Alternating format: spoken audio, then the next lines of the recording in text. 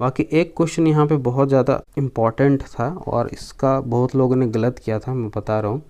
Question ये था कि एक सीमेंट है जिसका 268 आवर में दिया हुआ है स्ट्रेंथ, यानी 268 घंटा में इसका जो स्ट्रेंथ है वो 33 मेगा पास्कल हो रहा है। ठीक है, तो इसमें आपको कुछ नहीं करना था। 268 को आपको सबसे पहले 24 से डिवाइड करना था, तो आपका आ जाता 7 डेज। ठीक है, तो 7 डेज में कौन सा ग्रेड का सीमेंट का इतना स्ट्रेंथ होता है? तो ऑब्वियसली 33 ग्रेड का तो होगा नहीं, क्योंकि ओपीसी 33 होता है, उसमें 28 डेज में 33 मेगा पास्कल स्ट्रेंथ होता है। तो इसका सही आंसर हो जाता है ओपीसी 43। ठीक है, इस पर एक और ऑप्शन था कि ओपीसी 63 भी दिया हुआ था, तो इसका करेक्ट आंसर यहाँ पे ओपीसी 43 हो जाता। Hello guys, welcome back to astounding engineer. इस वीडियो में बात करेंगे जेएसएससी जेई का जो 28 सितंबर में क्वेश्चंस पूछे गए हैं पेपर 2 के बारे में। और जो क्वेश्चंस मुझे मिले हैं उसमें से पार्ट 1 मैंने ऑलरेडी बना चुका है, तो वो वीडियो आप देखिए। और इसमें कुछ और क्वेश्चंस पता चला मुझे, तो वो सारे डिस्कस करूँगा इसमें। तो आप यहाँ पे एक क्वेश्चन पूछा था कि मेजर लॉसेस इन हेड, और बेसिकली यहाँ पे मेजर लॉसेस इन पंप पूछा हुआ था। ठीक है, यानी जो हेड लॉस होता है, तो उसमें से ऑप्शन था friction, pipe bend, pipe length, obstruction. तो यहाँ पर correct answer major losses friction हो जाता है। I think this is very easy question, सबको पता होना चाहिए। इसके बाद हॉल सर्किल बियरिंग दिया हुआ था, उसको कन्वर्ट करने के लिए पूछा गया था क्वाड्रेंटल बियरिंग में। तो इजी आप डायग्राम से उसको बना सकते थे। ठीक है, इस तरह से हॉल सर्किल बियरिंग दिया, यानी नॉर्थ से लेके आपको जहाँ तक लाइन है तो वो एंगल हो जाता है हॉल सर्किल बियरिंग।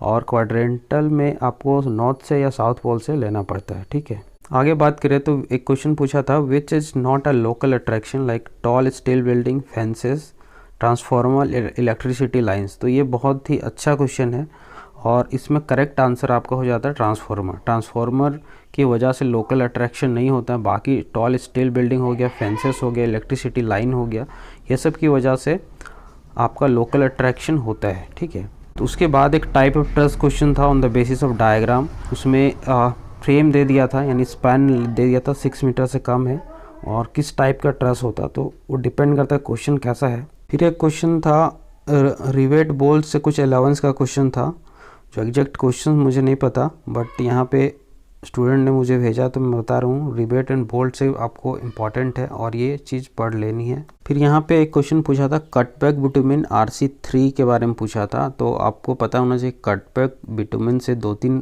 क्वेश्चन था, यानी बिटुमिन से, और उसमें RC3 के बारे में जो प्रॉपर्टीज़ है वो आपको देख लेना, इससे क्वेश्चन हमेशा पूछा जाता है। ठीक है, अगला क्वेश्चन था design speed of NH for rolling gradient के लिए डिजाइन स्पीड कितना होता है। बाकी एक और क्वेश्चन था right of way national highway in rural areas. Rural area basically यहाँ पे रोलिंग पे पूछा होगा। ठीक है, प्लेन एंड रोलिंग टेरेन पे, तो प्लेन एंड रोलिंग टेरेन पे राइट ऑफ वे कितना हो जाता है 45 मीटर होता है। ठीक है, मैकलेज एजम्पशन पूछा था, तो मैकलेज एजम्पशन ये था कि जब आप इंटीग्रेशन मेथड पढ़ेंगे डिफ्लेक्शन का सॉम के अंदर, तो उसमें ये एजम्पशन था कि continuous load should be there and it should be from the starting point और लास्ट पॉइंट। ठीक है, तो मैकलेज ने क्या किया कि ये मॉडिफाई किया और पॉइंट लोड भी इसमें एलिजिबल था, यानी एप्लीकेबल था पॉइंट लोड के केस में भी ये एजम्पशन। ठीक है, अगला क्वेश्चन पूछा slope of sewage from the 100 metre such that flows independently, ऐसा टाइप था कुछ। ठीक है,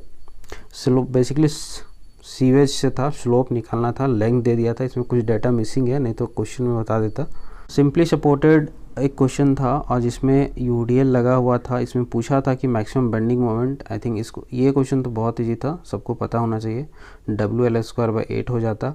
उसके बाद ये क्वेश्चन मैंने पहले ही डिस्कस करा हुआ है कि कैंटिलीवर बीम था, उसमें पॉइंट लोड लगा हुआ है, तो इसका स्लोप कितना हो जाता, तो WL²/2EI हो जाता स्लोप। ठीक है, और नेक्स्ट क्वेश्चन पूछा था प्योर लाइम से। प्योर लाइम से क्वेश्चन कुछ था, और रॉक में भी पूछा, मतलब क्लासिफिकेशन पूछा था कि ग्रेनाइट हो गया, नीस हो गया, स्लेट हो गया, सैंडस्टोन हो गया, तो इसे पूछा था कि कौन सा रॉक स्ट्रेटिफाइड होगा।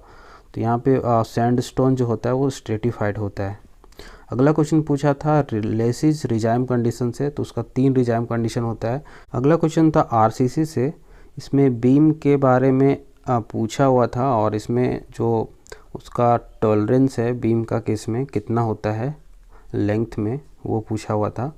और एक क्वेश्चन यहाँ था मैक्सिमम एरिया ऑफ रेनफोर्समेंट पूछा था, 12 mm डायमीटर बार दे दिया था इतना स्ट्रेन पे, ठीक है। तो वो उसका जो फार्मूला है उससे निकल जाता। फिर कंसिस्टेंसी से क्वेश्चन पूछा हुआ था। फिर सॉइल मैकेनिक्स में और भी क्वेश्चन था like mass density, water cement ratio, और एक और क्वेश्चन था परसेंटेज फाइनर, यानी परसेंटेज पासिंग जो होता है उससे था, यानी ग्रेडेशन कर्व से था, ठीक है। सॉइल का यदि आप ग्रेडेशन कर्व पढ़ेंगे जो इस तरह का होता है तो इससे क्वेश्चंस था।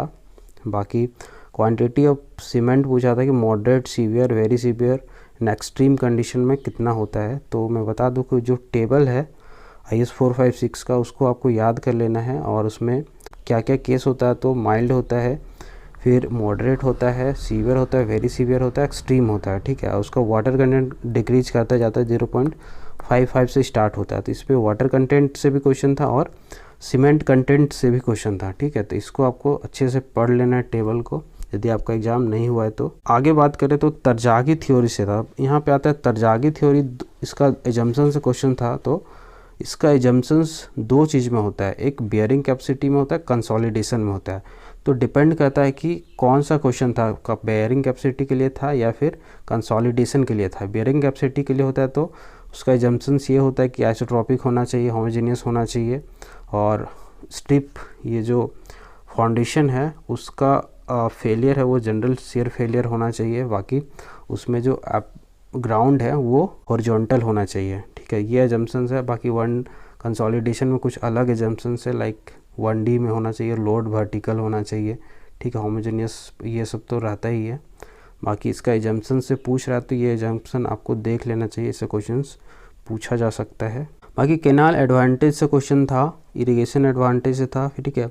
इंडेक्स प्रॉपर्टी ऑफ सॉइल से था, कंस्टिट्यूएंसी यानी बेसिकली ये कंसिस्टेंसी है, और प्लास्टिक इंडेक्स से भी क्वेश्चन था, पार्टिकल साइज डिस्ट्रीब्यूशन जैसा कि हमने पहले ही बताया उससे क्वेश्चन था। फिर ब्रिक से क्वेश्चन था, ये क्वेश्चन मैंने पहले ही डिस्कस किया हुआ है। ब्रिक से क्या क्वेश्चन था कि वाटर एब्जॉर्प्शन 25% यदि है कोई ब्रिक का तो ब्रिक का क्लासिफिकेशन पूछा गया था, और वो हो जाता सेकेंड क्लास, क्योंकि फर्स्ट क्लास में 20% से ज़्यादा एब्जॉर्प्शन नहीं होना चाहिए। टिम्बर से क्वेश्चन था कि क्लासिफिकेशन ऑफ टिम्बर्स था, तो टिम्बर का 3 क्लासिफिकेशन होता है based on the modulus of elasticity, class A, class B, class C, ठीक है। तो इससे क्वेश्चन था। बाकी एस्टिमेशन एंड कॉस्टिंग से था कि यहाँ पे एक क्वेश्चन आया हुआ है, for what we take the estimate in metre cube slab up to depth 15 mm retaining walls and 2 और ऑप्शन था, ठीक है। तो ये क्वेश्चन मुझे क्लियर नहीं है, बट इसी से था, एस्टिमेशन से क्वेश्चन था। आगे बात करें तो उसमें ये क्वेश्चन पूछा था कि for what type of excavation we take estimate in metre square, ठीक है। तो मीटर स्क्वायर एक्सकेवेशन में कब हम लोग लेते हैं, तो जब उसका थिकनेस एक पर्टिकुलर फिक्स होता है कि 200 mm तक थिकनेस होगा, तब हम लोग लेंगे कि जो एक्सकेवेशन है वो मीटर स्क्वायर पे, एरिया सिर्फ हम लोग कंसिडर करते हैं, ठीक है। ये भी एस्टिमेशन से क्वेश्चन था।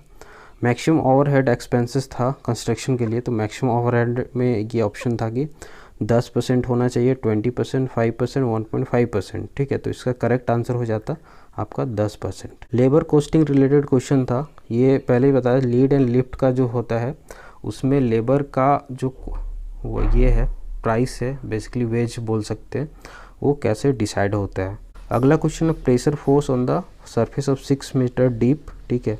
4 मीटर वाइड बॉडी है, एक प्रेशर फोर्स पूछा हुआ था जिसमें 6 मीटर डीप पे एक बॉडी है और इसका विड्थ है 4 मीटर है, ठीक है। Immersed in water vertically when it top edge touches the water horizontally, ठीक है।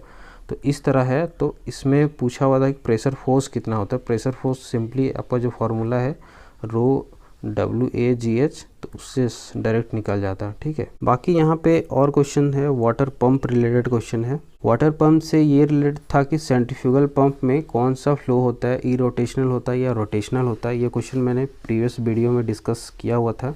दोस्तों आगे बात करें कि यदि आपको पता नहीं है एग्ज़ाम को कैसे अटेम्प्ट करें, तो उसके लिए मैंने एक वीडियो बनाया हुआ डिटेल में किन किन बातों को आपको ध्यान में रखना चाहिए वाइल अटेम्प्टिंग द पेपर। तो उस वीडियो को आप ज़रूर से ज़रूर देखें, it will definitely help you. आगे बात करें दोस्तों तो एट्रिशन टेस्ट ऑफ स्टोन से पूछा हुआ था, तो आपको स्टोन का जितना भी टेस्ट है वो पढ़ लेना है, ठीक है। एट्रिशन टेस्ट पूछा हुआ था। Lime use in foundation, foundation में कौन सा लाइम हम लोग यूज़ करते हैं और क्यों करते हैं, उससे रिलेटेड क्वेश्चन था। तो आपको पता है कि सॉइल स्टेबलाइजेशन में हम लोग लाइम यूज करते हैं, उसका मैकेनिकल स्टेबलाइजेशन का पार्ट है वो।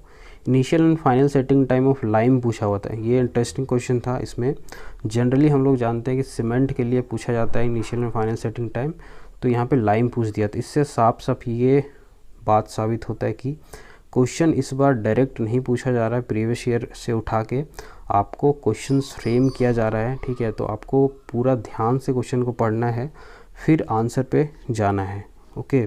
तो आसान नहीं होगा पेपर अटेम्प्ट करना, स्टिल आपको फोकस बनाए रखना है। सैलिन वाटर यूज इन इरिगेशन में पूछा हुआ था, उसका जो सैलिनिटी का जो डेटा है वो याद कर लेना है, ठीक है। ये तो मैंने पहले ही बताया था, ब्रिक टेस्ट से पूछा था, टाइप ऑफ बिटुमेन में पूछा था, बिटुमेन यूज पूछा हुआ था, सॉइलिंग से पूछा था, एज फेस जो एस्टिमेटिंग का अभी बताया उससे पूछा हुआ था। फिर यहाँ पे एक क्वेश्चन था, कौन सा बोगस कंपाउंड का हीट ऑफ हाइड्रेशन सबसे कम होता है। तो C2S का जो होता है वो हीट ऑफ हाइड्रेशन सबसे कम होता है, ठीक है। लो हीट सीमेंट के बारे में पूछा हुआ था, तो लो हीट सीमेंट आप सभी को पता होना चाहिए कि मास कंक्रीटिंग में हम लोग यूज़ करते हैं। कॉम्पैक्शन वाटर कंटेंट ग्राफ से पूछा हुआ था, तो ये क्वेश्चन आई थिंक सबको पता हो जाएगा। ऐसे ऐसे जब ग्राफ रहता है तो इधर से जो सिल्टी ग्रेवल होता है वो होता है, यहाँ पे ए दिया हुआ था, पूछा था कि कौन सा सैंड है या कौन सा सॉइल है, तो सिल्टी ग्रेवल हो जाता है। फिर आगे बढ़ेंगे तो हम लोग क्ले की तरफ आएंगे, सैंड सिल्टी सैंड हो जाएगा, फिर लास्ट में जो रहता है वो क्ले होता है, उसका जो मैक्सिमम ड्राई डेंसिटी होता है वो कम होता है, बट ये जो वाटर कंटेंट है ये ज़्यादा होता है। क्लासिफिकेशन ऑफ टिम्बर्स ये पहले ही बता दिया। Form and type of precipitation पूछा हुआ था, प्रेसिपिटेशन का कितना टाइप होता है, तो आपको पता होना चाहिए। आइस होता है, फिर ग्लेज होता है, फिर रेन ड्रॉप होता है, ऐसे बहुत सारा क्लासिफिकेशन है, तो इसको आपको देख लेना है। ट्रेडिशनल इरिगेशन, तो इरिगेशन में आपका जो टाइप इरिगेशन है उसको देख लेना है। स्लोप डिफ्लेक्शन फार्मूला से पूछा हुआ था, तो वो सेम कैंटिलीवर का बात कर रहा हूँ।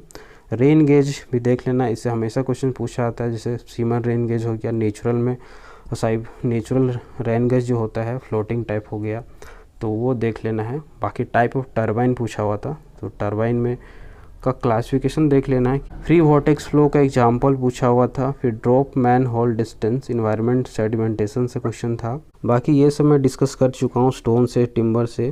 फिर ये क्वेश्चन मैंने प्रीवियस वीडियो में डिस्कस किया था, 1 बैग सीमेंट है तो 1 कितना लीटर ऑफ पानी रिक्वायर्ड होगा।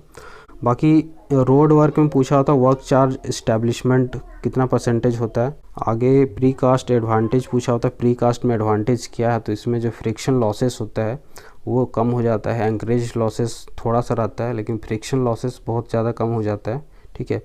LSM एडवांटेज से पूछा था, अल्टीमेट स्ट्रेस से पूछा था, total shrinkage, bull head railway से पूछा था। बाकी ये क्वेश्चंस मैंने अभी डिस्कस कर चुका हूँ सारे, ठीक है। बेंडिंग मोमेंट न्यूमेरिकल से था। दोस्तों इस चैनल पर यदि नए हैं तो चैनल को प्लीज़ सब्सक्राइब कर देना, और आप कोई भी टॉपिक यदि सिविल इंजीनियरिंग में आपको समझ में नहीं आता है तो आप कमेंट में बताएं, मैं उसको ट्राई करूँगा एक्सप्लेन करने के लिए, ठीक है।